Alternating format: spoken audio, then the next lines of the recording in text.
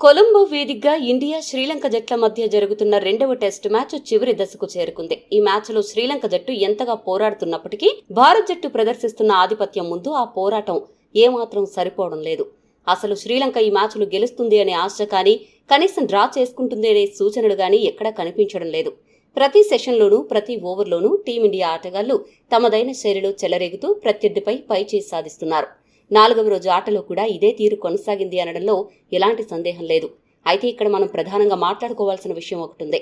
అదేంటంటే, ఈ రోజు భారత్ జట్టు యాజమాన్యం తీసుకున్న ఒక నిర్ణయం శ్రీలంక ఆటగాళ్లకు అక్షరాలా పిచ్చెక్కించింది. అసలు అలాంటి ఒక మాస్టర్ వ్యూహాన్ని ఇండియా అమలు పరుస్తుందని ఎవరూ ఊహించలేదు. శ్రీలంక జట్టు 3వ రోజు ఆట ముగిసే సమయానికి 8 వికెట్లు నష్టపోయి 264 పరుగులు చేసింది. ఆ సమయానికి వారు ఫాలో ఆన్ గండ నుంచి తప్పించుకోవాలంటే ఇంకా 39 పరుగులు చేయాలి. శ్రీలంక సునాయాసంగా ఆ పరుగులను సాధించి ఫాలో ఆన్ ను తప్పించుకుంటుందని చాలా మంది భావించారు. ఒకవేళ ఆ పరుగులలోపై వారు ఆలౌట్ అయినా కూడా టీమిండియా వారికి ఫాలో ఆన్ ఆడే అవకాశం ఇవ్వదని అందరూ అనుకున్నారు.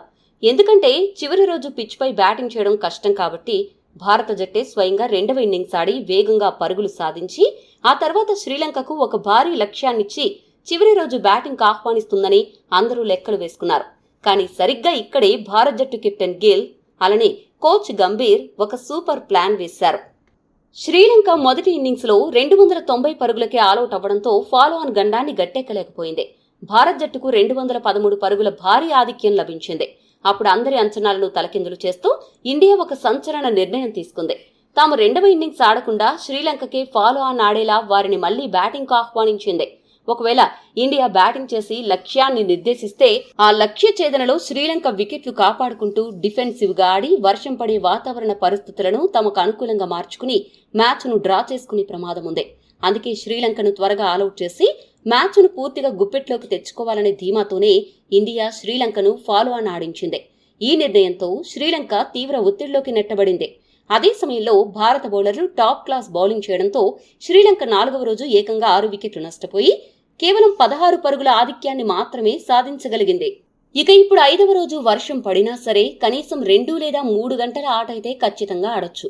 సోనాల్ దినుషా మినహా మిగిలిన బ్యాటర్లందరూ టైలెండర్లే కావడంతో వారు భారత పేసర్లను, స్పిన్నర్లను ఎదుర్కొని భారీ స్కోరు చేయడం లేదా రోజు మొత్తం ఆడడం అసాధ్యం. టీమిండియా బౌలర్లు మిగతా 4 వికెట్లను సునాయాసంగా పడగొట్టగలరు. అదే సమయంలో లంక 50 లేదా 100కు మించి ఆధిక్యం సాధించడం కష్టం. ఇండియా అమలుపరిచిన ఫాలో ఆన్ మాస్టర్ ప్లాన్ కారణంగానే ఇండియా డ్రా అనే విషయాన్ని పూర్తిగా చెరిపేసింది. గెలుపు, క్లీన్ స్వీప్ అనే అంకానికి 4 అడుగుల దూరంలో నిలిచింది. ఇక 4వ రోజు హైలైట్స్ విషయానికొస్తే శ్రీలంక బ్యాటర్లు సోనాల్ దినుషా, లహిరు కుమార క్రీజులోకొచ్చారు. ఓవర్ నైట్ స్కోరుకు కేవలం 26 పరుగులు మాత్రమే జోడించి లంక ఆలౌట్ అయింది. భారత ఆఫ్ స్పిన్నర్ సారాంష్ జైన్ అద్భుతమైన బౌలింగ్ నైపుణ్యంతో 2 వికెట్లు పడగొట్టి అదరగొట్టాడు. లహిరు కుమార 12 పరుగుల వద్ద భారీ షాట్ కు ప్రయత్నించగా డీప్ కవర్ పాయింట్ ప్రాంతం నుండి ముందుకు వేగంగా పరిగెత్తుకుంటూ వచ్చిన ధ్రువజురేల్ అత్యంత అద్భుతమైన డైవింగ్ క్యాచ్ పట్టి అవుట్ చేశాడు. అలా అంతర్జాతీయ టెస్ట్ క్రికెట్ లో సారాంష్ జైన్ మొట్టమొదటి వికెట్ దక్కించుకున్నాడు. ఆ తర్వాత కాసేపటికే 162 బంతులు ఎదుర్కొని 8 ఫోర్లు, 3 సిక్సర్ల సహాయంతో 103 పరుగులు చేసి అద్భుతమైన శతకం సాధించిన సోనాల్ దినుషా కూడా సారాంష్ జైన్ బౌలింగ్లోనే అవుట్ అయ్యాడు. దీంతో శ్రీలంక మొదటి ఇన్నింగ్స్ 290 పరుగుల వద్ద ముగిసిపోయింది. భారత బౌలర్లలో ఫాస్ట్ బౌలర్ ప్రసిద్ధ కృష్ణ 52 పరుగులు ఇచ్చి 3 కీలక వికెట్లు తీయగా మానవ్ సుతార్ కూడా అద్భుతంగా బౌలింగ్ చేసి 85 పరుగులిచ్చి 3 వికెట్లు పడగొట్టాడు. అరంగేట్రం చేసిన సారాంష్ జైన్ చివరి 2 వికెట్లను తన ఖాతాలో వేసుకోగా రవీంద్ర జడేజా, మహ్మద్ సిరాజ్ తలా ఒక వికెట్ సాధించారు. ఈ విధంగా భారత బౌలర్లు తమ సమిష్టి కృషితో ప్రత్యర్థి జట్టును కట్టడి చేసి 213 పరుగుల భారీ ఆధిక్యాన్ని జట్టుకు అందించారు. ఫాలో ఆన్ ఆడేందుకు రెండవ ఇన్నింగ్స్ ప్రారంభించిన శ్రీలంక జట్టుకు ఆరంభంలోనే టీమిండియా భారీ షాక్ ఇచ్చింది. ఫాస్ట్ బౌలర్ మహ్మద్ సిరాజ్ వేసిన అద్భుతమైన షార్ట్ బంతిని సరిగ్గా అంచనా వేయలేకపోయిన శ్రీలంక ఓపెనర్ లహిరు ఉదారా కేవలం 3 పరుగులకే పుల్ షాట్ ఆడి ఫైన్ లెగ్ దిశగా భారీ షాట్ ఆడబోయి సారాంష్ జైన్ కు క్యాచ్ ఇచ్చాడు.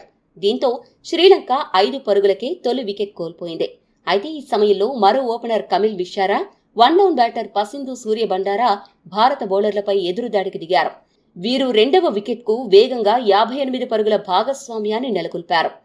కమిల్ విశారా కేవలం 39 బంతుల్లో 3 ఫోర్లు, 1 సిక్సర్తో 32 పరుగులు చేసి స్కోరు బోర్డును పరుగులు పెట్టించాడు. ప్రమాదకరంగా మారుతున్న జోడీని విడదీయడానికి భారత స్పిన్నర్ రవీంద్ర జడేజా రంగంలోకి దిగాడు. జడేజా వేసిన షార్ప్ స్పిన్ డెలివరీని స్వీప్ చేయడానికి ప్రయత్నించిన మిషారా పూర్తిగా బీట్ అయ్యి ఎల్బీడబ్ల్యూగా వెనుదిరిగాడు. ఆ తర్వాత క్రీజులోకి వచ్చిన కమిందు మెండిస్ తో కలిసి పసింధు సూర్యబండారా అద్భుతమైన భాగస్వామ్యాన్ని నిర్మించాడు. వీరిద్దరూ కలిసి డిఫెన్స్ అటాకింగ్ లను సమర్థవంతంగా మేళవిస్తూ క్రీజులో పాతుకుపోయారు.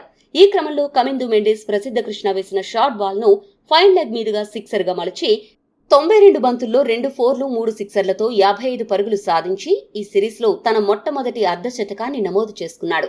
వీరిద్దరూ కలిసి ఏకంగా 115 పరుగుల భారీ భాగస్వామ్యాన్ని నమోదు చేశారు. టెస్ట్ క్రికెట్ చరిత్రలో శ్రీలంక జట్టు ఫాలో ఆన్ ఆడుతున్నప్పుడు 100 పరుగుల భాగస్వామ్యం నమోదు చేయడం ఇది 13వసారి కాగా, భారత్ జట్టుపై ఇలా జరగడం ఇది 2వసారి కావడం గమనార్హం. ఈ పటిష్టమైన భాగస్వామ్యం చూసి భారత ఆటగాళ్లలో కాస్త నిరాశ మరియు ఒత్తిడి కనిపించాయి. ఆధిక్యం కూడా 50 పరుగుల కంటే దిగువకు పడిపోవడంతో భారత్కు ఒక అద్భుతం అత్యవసరమైంది. సరిగ్గా అదే సమయంలో కెప్టెన్ శుభ్మన్ గిల్ ఒక సూపర్ మ్యాన్ లా మారి ఆ అద్భుతాన్ని చేసి చూపించాడు. 2వ సెషన్లో ప్రసిద్ధ కృష్ణ వేసిన షార్ట్ బంతిని కమిందు మెండిస్ పుల్ చేయబోగా బంతి ఎడ్జ్ తీసుకుని స్క్వేర్ లెగ్ మీదుగా గాల్లోకి లేచింది. అప్పుడు శుభ్మన్ గిల్ వెనక్కి పరిగెడుతూ గాల్లోకి అద్భుతంగా డైవ్ చేస్తూ 2 చేతులతో ఒక కష్టతరమైన రన్నింగ్ క్యాచ్ను అందుకున్నాడు. 55 పరుగుల వద్ద మెండిస్ అవుట్ అవ్వడం మ్యాచ్ కు ఒక అతిపెద్ద మలుపుగా మారింది. ఆ తర్వాత క్రీజులోకి వచ్చిన శ్రీలంక కెప్టెన్ ధనుంజయ డిసిల్వా 23 పరుగుల వద్ద మానవ్ సుతార్ బౌలింగ్ లో దేవదత్ పడిక్కల్ కు సులువైన క్యాచ్ ఇచ్చాడు. ఇక ఈ మ్యాచ్ లో అత్యంత ఆసక్తికరమైన ఘట్టం వికెట్ కీపర్ రిషబ్ పంత్ రచించిన వ్యూహం. ఒకవైపు వికెట్లు పడుతున్నా పసింధు సూర్యబండారా ఒంటరి పోరాటం చేస్తూ 173 బంతుల్లో 10 4లు 1 సిక్సర్ సాయంతో 92 పరుగులతో సెంచరీ దిశగా సాగుతున్నాడు. అంతకుముందే బంతికి ఇన్సైడ్ ఎడ్జ్ కారణంగా ఒక ఎల్బీడబ్ల్యూ ప్రమాదం నుండి అతను బతికిపోయాడు. ఆ సమయంలో పసింధు కాస్త అసహనంగా ఉన్నాడని పంతు పసిగట్టాడు. వెంటనే మిడాన్లో ఉన్న ఫీల్డర్ను సిద్ధంగా ఉండమని సైగ చేశాడు. పంతు వ్యూహం ప్రకారం మానవ్ సుతార్ బంతి వేగాన్ని తగ్గించి ఆఫ్ స్టంప్కు కాస్త వెలుపలగా విసిరాడు. ఊహించినట్లుగానే పసింధు క్రీజ్ వదిలి ముందుకు రావడం, బంతిని అందుకోలేకపోవడం, రెప్పపాటులో పంతు స్టంపింగ్ పూర్తి చేయడం క్షణాలు జరిగిపోయాయి. దీంతో సెంచరీ చేజారి పసింధు సూర్యబండారా నిరాశగా వెనుదిరిగాడు.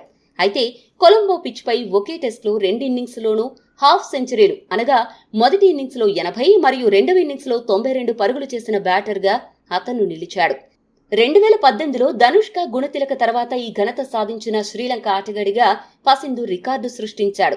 ఆ తర్వాత నిరోషన్ డిక్వెల్లా కూడా 6 పరుగులకే సరెంజ్ జైన్ బౌలింగ్ లో ఎల్బీడబ్ల్యూగా అవుట్ అయ్యాడు. ఈ 4వ రోజు ఆటలో ఒక నిరాశపరిచే అంశం కూడా ఉంది. భారత స్పిన్నర్లు ఈ 2వ ఇన్నింగ్స్ లో ఏకంగా 10 నో బాల్స్ వేయడం అందరినీ ఆశ్చర్యపరిచింది. 2021వ సంవత్సరం తర్వాత ఒక టెస్ట్ మ్యాచ్ లో స్పిన్ విభాగం అత్యధిక నో బాల్స్ వేసిన జాబితాలో ఇది 3వ స్థానంలో నిలిచింది. ముఖ్యంగా ఎడమ చేతివాటం స్పిన్నర్ రవీంద్ర జడేజా టెస్టులో అత్యధికంగా 88 నో బాల్స్ వేసిన స్పిన్నర్ గా ఒక కొత్త రికార్డును సృష్టించాడు. ఇక క్రీజులో సోనాల్ దినుషా 7 పరుగులు, కేశరా నువంతా 3 పరుగులతో ఆడుతున్న సమయంలో చివరి సెషన్లో ఇంకా గంటకు పైగా ఆట మిగిలి ఉన్నప్పుడు భారీ వర్షం పడ్డంతో అంపైర్లు 4వ రోజు ఆట ముగిస్తున్నట్లుగా ప్రకటించారు. ఆట ముగిసే సమయానికి శ్రీలంక తమ 2వ ఇన్నింగ్స్ లో 72.4 ఓవర్లలో 6 వికెట్ల నష్టానికి 227 పరుగులు చేసింది. ప్రస్తుతం శ్రీలంక కేవలం 16 పరుగుల స్వల్ప ఆధిక్యంలో మాత్రమే ఉంది. ఈ పరిస్థితుల్లో ఇండియా ఎంత వేగంగా విజయాన్ని అందుకుంటుందో వేచి చూడాలి.